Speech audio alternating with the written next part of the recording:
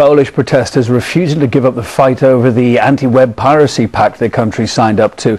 More demos are planned against ACTA, the multinational deal forged in secrecy. They say that activists go on to say allows firms to censor the internet. The EU officials already resigned over it, it was signed as well by 22 European countries earlier this week. Alexei Rajewski reports from Warsaw. A passerby from England confused scenes on Friday in central Warsaw with filming of a sequel for the Hollywood movie V for Vendetta, judging from the number of masked men and cameras. Such resemblance was tangible. The film character fought for revolution. These people are also standing for change, to stop the anti-counterfeit trade agreement, ACTA, from becoming law in Poland. Minus 15 degrees centigrade is definitely not an excuse for thousands who gathered in central Warsaw. Friday's protest culminates a week of numerous mass rallies across Poland, with people protesting against internet censorship. ACTA may have a positive aim to protect intellectual property, but these protesters fear it will be used to police the web and take harmless websites offline. IT engineer Marcin says his work is under threat because of ACTA's obscurity, with the international pact worked out in complete secrecy. Issues with ACTA are quite obvious. First of all, the possibility of legally censoring certain information. The problem with ACTA is that it's very unclear. The negotiations have lasted since 2004 and nobody's been told anything. Unlike the week's massive anti-ACTA protests in Poland, Friday's showdown had clear political overtones. While the majority of the crowd was voicing no to the treaty, a large chunk was directing their anger at the government.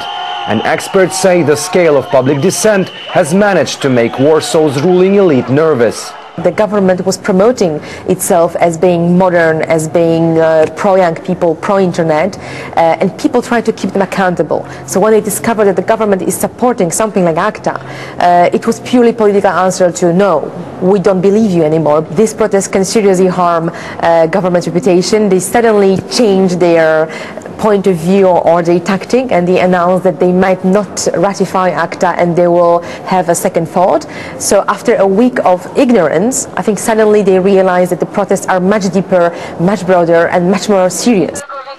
To become law in Poland, ACTA needs the approval of both the Polish and European parliaments. Nobody knows for sure how long this might take, but protesters say they will continue piling the pressure on the authorities to stop this happening. I think it came as a complete shock to our government. Nobody expected this, and nobody expected us to organize and do this kind of thing. I think there will be a lot more protests, and they will last for at least 2 weeks, I think, because I think this is how long it will take to actually pass the regulations. Prime Minister Tusk has been adamant Warsaw would not give in to anti-ACTA blackmail in the streets, but what was initially a quite social protest has become politically broader with every rally, escalating in both the numbers present and the level of aggression. Alexei Rajewski, RT, reporting from Warsaw in Poland. Now, Twitter's in a flap over a censorship scandal of its own. It's after the microblogging firm said it can now remove tweets country by country if they flout the local laws. Needless to say, users are furious at the potential free speech purge. Liberty campaigner Aaron Schwartz told RT that countries that censor and Twitter should expect this to backfire. The important thing to understand about Twitter's policy, though, is that it's reactive. They get it in response to a government order or a court order. And what's nice about Twitter is because it's a real-time service, the government is going to be slower than Twitter almost always. You know, by the time you get a court order asking someone to take down a tweet, and by the time Twitter reviews it and it goes through all the policies, days will probably be passed, and everyone on Twitter will have read it already. It'll have been retweeted hundreds of times. Twitter has been especially admirable in how they deal with this, and that they are particularly highlighting tweets that have been censored by the government. So there's none of this disguise that goes on with some of the other major companies where things just suddenly disappear and you don't know why.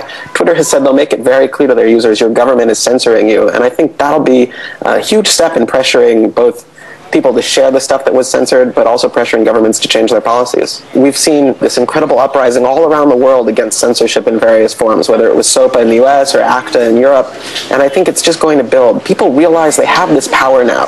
They can win changes not just from companies, but from governments. And the more people realize that, the more people are going to get involved and participate, and the more that happens, the harder time everyone's going to have censoring people. This is RT. Just ahead, how even the winter chills don't stop global warming getting people hot under the collar.